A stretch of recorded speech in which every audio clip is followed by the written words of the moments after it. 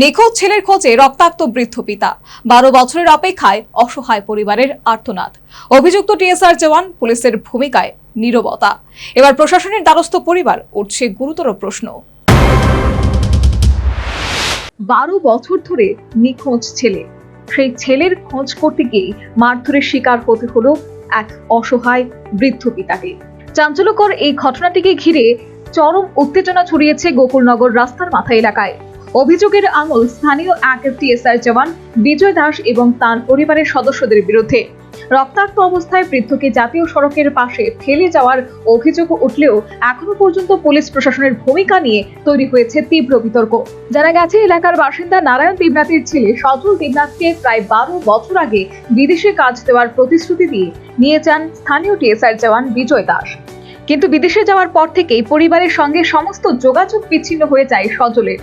এরপর দীর্ঘ অপেক্ষা, অনিশ্চয়তা আর উদ্বেগ নিয়ে দিন কাটছিল পরিবারের দাবি, প্রায় 3 বছর আগে সজল রাজ্যে ফিরলেও নিজের বাড়িতে না গিয়ে ওঠেন বিজয় দাসের বাড়িতে।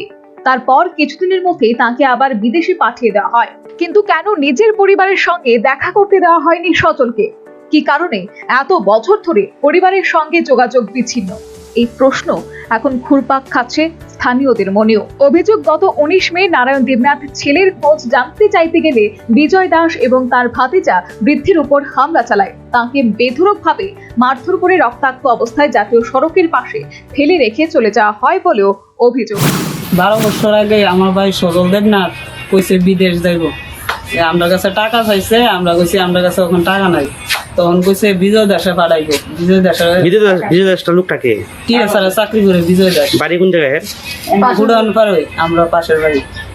এরপরে কি হয়েছে? তারপর হে বিদেশ পাঠাইছে, 7 বছর পরে বাড়িতে আইছে। আয়েসিরা 1 মাস তারা বাড়িতে আসলো, আমরা লোকের যোগাযোগ করতে দিছে না। তারা যদি জিজ্ঞেস করতে যায় মারধর করে। 3 বছর আগে একবার এমন বাবুরে মারছে, জিজ্ঞেস করে না, আবার ওখানে জিজ্ঞেস করে না, আবার রাস্তা ফলাইয়া মারছে, রক্তাক্ত অবস্থা করছে। তো এই ব্যাপারে আমরা কি মনে হচ্ছে, আমরা বাইক কোথায় আছে এখন আমরা জানি না কোথায় আছে না নাই, আমরা ঠিক জানি না কই আছে। বিজয় দাস জানি।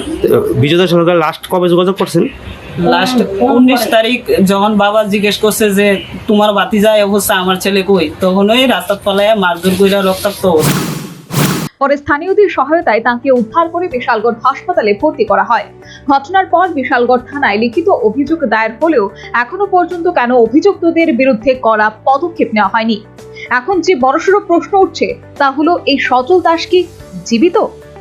ওই টিএসআর জওয়ান কেন তার কোনো সন্ধান দিতে চাইছেন না? একজন টিএসআর জওয়ানের বিরুদ্ধে ওঠা এত বড় গুরুতর অভিযোগে পুলিশকে চাপের মুখে নীরব, নাকি প্রশাসনিক উদাসীনতায় বিচার থেকে বঞ্চিত হচ্ছে একটি অসহায় পরিবার? এখন নিখোঁজ ছেলেকে ফিরে পাওয়া এবং অভিযুক্তদের দৃষ্টান্তমূলক শাস্তির দাবিতে মুখ্যমন্ত্রী ও প্রশাসনের দ্বারস্থ হয়েছে দেবনাথ পরিবার। গোটা ঘটনায় আতঙ্কে দিন কাটছে পরিবারের সদস্যদের। এখন দেখার, প্রশাসন আদৌ এই রহস্যে ঘেরা ঘটনার জট খুলতে কতটা সক্রিয় ভূমিকা গ্রহণ করে। Bureau report, news vanguard.